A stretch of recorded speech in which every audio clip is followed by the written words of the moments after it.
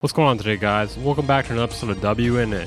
I'm your host, Massive Gambler, and tonight we'll be talking about the music production news. I got some comments in the last episode saying I look like someone with a gambling addiction, and that is true. I have quite the problem with Go Fish. Oh shit, that's see-through. So any support through Patreon or becoming a channel member would be greatly appreciated. I promise I will not spend it on Go Fish. In our first story, there's a new Excite audio plugin in collaboration with KSHMR named Chain. KSHMR Chain is an innovative utility that instantly copies your plugin chain from one track to countless others. Say goodbye to copy and paste. With KSHMR Chain, you can fine-tune the settings of plugins across multiple tracks with a single twist, and hear the cumulative effect of those changes in real time. Great for working with vocal stacks or groups of instruments. Now, I'm assuming that it doesn't work the same exact way as copy and pasting something. Maybe it saves resources. I hope it saves resources. Oh, it's only $29. That's and it's got a demo. That's Unison Audio. You need to take some notes here. It's been developed in collaboration with KSHMR, whose philosophy is that an efficient workflow helps you to stay creative. Okay, so it has a leader and follower section. So any settings changed on the leader will be adjusted to the follower sections as well. Pretty self-explanatory, I think.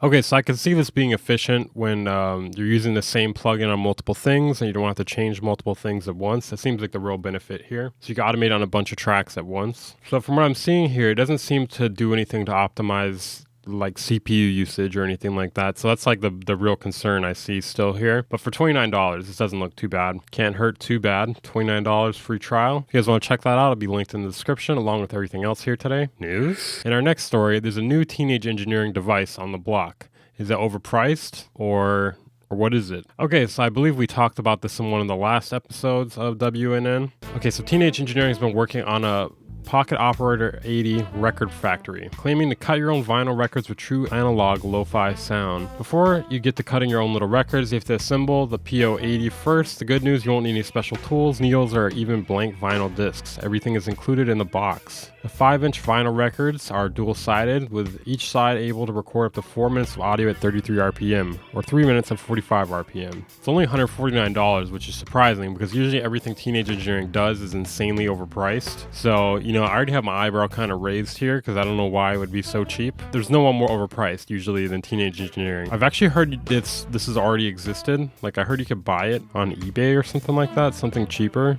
Okay, so you just plug in your audio device, and you get the cutting, listen to what's recorded on a disc, or to audition what's going in. I'm really suspicious about the $149 price tag. They usually charge that much for like a case for one of their devices. So why are they charging so little for something that seems dope? So you can get the discs in a 10-pack for $20 and a replacement cutting head for $15. The bag for it is $60. Okay, the bag they're not holding back on though. I mean, it seems kind of cool for like a novelty sort of thing. I mean, I'm almost interested to get one just to like put my stuff on vinyl or something in a cheap way, you know? And you can play back the records too, it looks like, just from this picture here.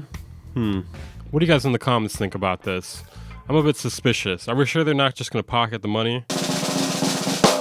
This kind of looks cool. I don't know what to make of it. Hey, this doesn't fit in your pocket. This is some bullshit. In our next story here, we got a quote from TRENT REZNOR that may piss you off, or you may agree with them. Let's find out. All right, so TRENT REZNOR thinks affordable synths are leading to music becoming lifeless. A lot of it sounds like shit to me. He really sounds like Stan in that episode of South Park, where he suddenly grows up and everything sounds and looks like shit to him and tastes like shit. And so then I put on the exact same album that I really liked a year ago, and it sounded like shit to me. Oh god, dude. This is cringe. Mainly nodding to Arteria's V Collection 9, REZNOR says with all these tools available, every synth in the world available to anybody essentially for free, you think that maybe music might sound more interesting or experimental or exciting or branch off into new places. But does it seem like that's happened? Not that there isn't some cool things happening, but a lot of it sounds like shit to me. I'm gonna play some tween wave music and you tell me what you hear. What's that sound like to you? Sounds like shit. I mean, I feel like there's always been shitty music around. I don't know. I mean, I guess like it depends where you're looking. I think there's just a lot more music now, so it's easier to find shitty things. But I found shitty things all the time within the past 20 years. I'm old. I think it's a great time for cool creative types to be making these things and for the public to have access to stuff relatively cheap. But they're all just tools in my opinion. I try not to take an elitist stance. But I think we need to try to not overcorrect and overdeploy the tools that become lifeless, a sterile sound too perfect. The irony is palpable. Some boomer cope there. There's some boomer cope for you guys. News. I really want to gamble right now. In our next story, what if I told you the new music game on the block involved a trombone? You gonna blow that bone? I think I might.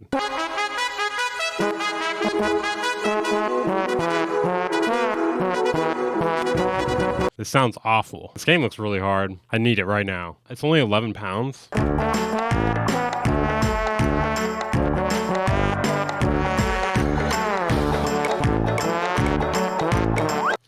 Has gaming gone too far? It's only got 20 songs at the moment. It's got a free play mode. There's no Mac version currently. I mean, that seems pretty cool. For 11 pounds, you can't really complain for that. I could really play some cards right now. In our next story, Ableton Live 11.2 is now here. You may remember I announced it in one of the last WNNs. I think it was the beta for it or something. Okay, so it's got AUV3 iOS plugin support for Mac and a refreshed reverb. Mac M1 Live users can now run Moog soft synths in their desktop DAW. Not really too many big changes other than the updated reverb device.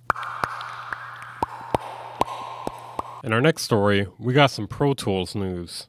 Oh boy. So there's now a Pro Tools intro version that I believe is free, and they've also launched Pro Tools 2022.9. Do they really do their versions like that? That's weird. Okay, so Pro Tools intro has 35 Avid plugins, ranging from effects to EQ, the Air Expand 2, virtual instrument, a multi-timbral workstation with the capacity of 4 active sound slots per patch, has 2,500 presets, also offers AAX support. Oh wow, the intro version has AAX support. You can import these sessions into other versions of the DAW. That's good. You're limited to 8 audio tracks, 8 instrument tracks, 8 MIDI tracks though. Do they mean all at once or all those combined? And then in the new version, there's a host of useful updates, including direct integration with the Celemoni's Melodyne via the ARA2 protocol. The real question is though, is it still subscription only? Still looks like it's subscription only. That's kind of cringe, bro. In our next story, Audacity updated their software.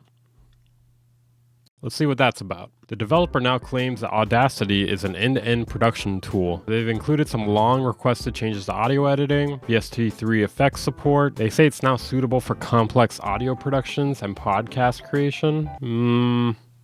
Okay. Effects can now be applied to waveforms in real time, allowing for precise editing. You can remove or adjust self-order of effects in your chain while listening to the audio at the same time. A newly added non-destructive editing now means users can trim, tweak, and arrange clips without permanently affecting the whole audio file. Easier to manage multiple tracks. So, the news of the update comes after 2021, when Audacity, an open source software, was forced to issue a statement regarding its privacy policy amidst worries of data collection practices. It was also labeled as spyware at one point, with personal data being disclosed to potential buyers. Sweet. Oh no, they're gonna find out I'm a gambler. News? So there's a new version of Studio One out now. It's now featuring smart templates, which will allow Studio One to snap to a user-preferred configuration depending on a specific function. When beat making, for instance, users can load a smart template with pattern editing already open. A host of new plugins have been added and updated. Ugh, I didn't know PRESONUS has a subscription plan.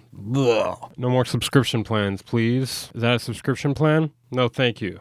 I already pay monthly for life expenses. Tunes. News.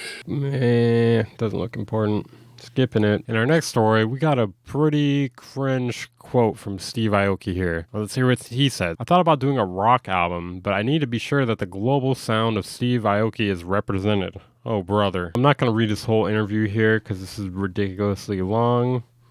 So, fuck it. Dude, the cake thing is so weird to me. He wants to live till he's 600. Alright, I think I read enough of that interview. Alright, lastly, we got some free shit. Not much, though. We just got this TRUPAN plugin. TRUPAN is a free VST plugin for Windows that claims to work differently from a conventional intensity-based pan pot. The main drawback of an intensity-based pan pot is that you must be at the optimum listening position to perceive the intended sound image. Any movement of the listener destabilizes the soundscape. Duality panning creates a more stable image and a sense of aural depth. There is always sound in both channels, appropriately conditioned, even when panning to the extremes. I never liked the thin clinical sound emitting from one loudspeaker only. TRUPAN is an audio plugin that uses a combination of filtering, delay, and level manipulation. They use various techniques to minimize phase. For the intended use, I believe the results are quite acceptable. Trying to replicate how we perceive directional cues is not an easy task, especially with only 2 channels. Alright, so if that sounds interesting to you guys, it'll be free.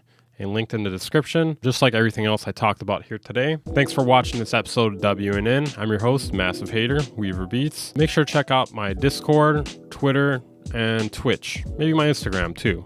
However you like to consume content, I post content in all those places. Remember, you can support my gambling habits by joining my Patreon or becoming a channel member, or subscribing on Twitch. Give me your fucking money, damn it. But anyways, I'll see you guys in the next video.